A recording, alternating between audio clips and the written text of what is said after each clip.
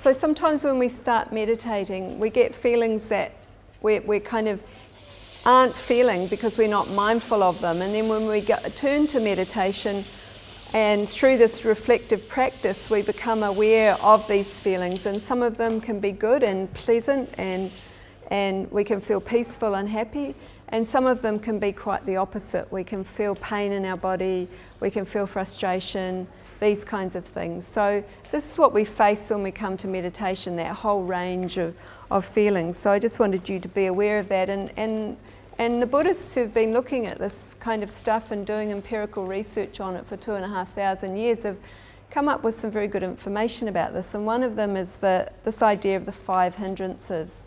So the 5 things that can stop us in our practice. And they call them sensual desire, ill will, and low energy, which is sometimes described as sloth. And being skeptical. So for example, you're doing your practice, but you're questioning whether it's actually a useful practice to do or not. And you're going, oh, well, how can this really help me just sitting still, watching my breath? This is really not that useful. And so there's a handout on the 5 hindrances, and some of you have already got that and you've looked at it or not. The problem with the 5 hindrances is that, as they're outlined by the Buddhists, is that maybe they don't kind of relate that well to the modern world. And we don't particularly talk about sloth in the modern world, or we don't talk about resisting sensual desire. In fact, probably in our world, we're talking about trying to have more sensual desire. So some of these things probably don't connect with us that well.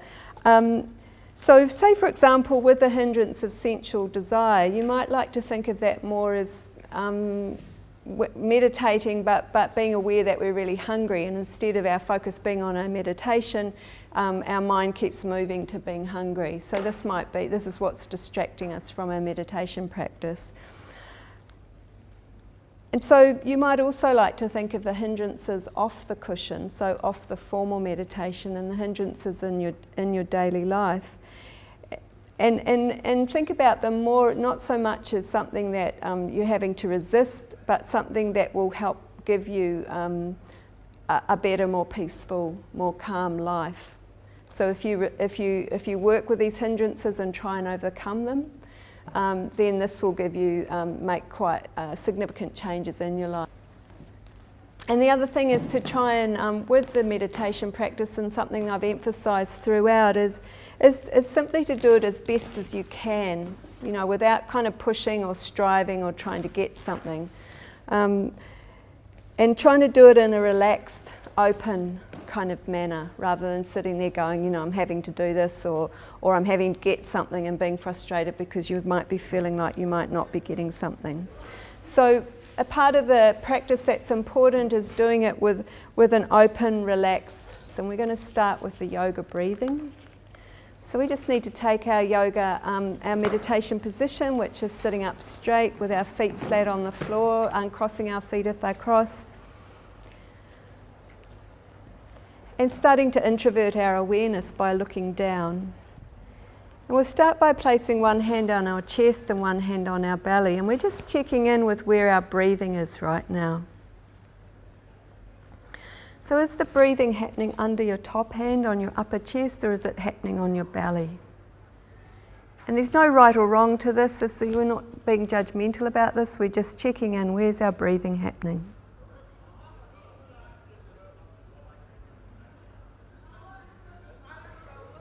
And the idea about this is that if we do a lot of upper chest breathing, it's kicking in the fight-flight response. And we can easily become over-adrenalised if we stay in that response. So the more upper chest or short breathing that we do, the more adrenaline will pump through our body, and the more we'll do upper chest breathing. So it becomes this kind of cycle. And quite a simple, easy way to counter this is to deepen and lower our breath. So to get a sense of taking in a deep, full breath, we push our belly out. We might feel the hand on our belly moving. Push the belly out and breathe right up through the middle of the trunk of the body, up as high as you can, under the collarbones, if you can get it there. And from the collarbones, we breathe out, down through the middle of the body and out, and we might feel the belly lowering. So again, on the next in-breath, we push the belly out to get a sense of taking in a deeper, fuller breath, breathing up through the middle of the body, up through the upper chest, up under the collarbones, and from the collarbones down and out through the middle of the body. And the last one, so pushing the belly out, deep breathing up through the middle of the body, pulling the breath up as high as you can, up under the collarbone, and from the collarbone down and out through the middle of the body.